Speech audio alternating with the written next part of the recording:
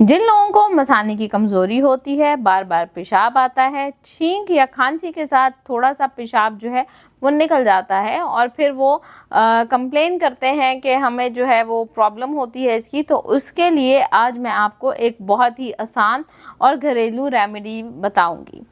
इसके लिए आपको चाहिए तकरीबन 50 ग्राम सफ़ेद तिल, 50 ग्राम गुड़ और 50 ग्राम कोकोनट पाउडर। इन सारी चीज़ों को हम वज़न लेके एक ब्लेंडर में अच्छे से पीस के इसका पाउडर बना लें और इस पाउडर को दिन में 2 दफ़ा दूध के अंदर शामिल करके इस्तेमाल करें।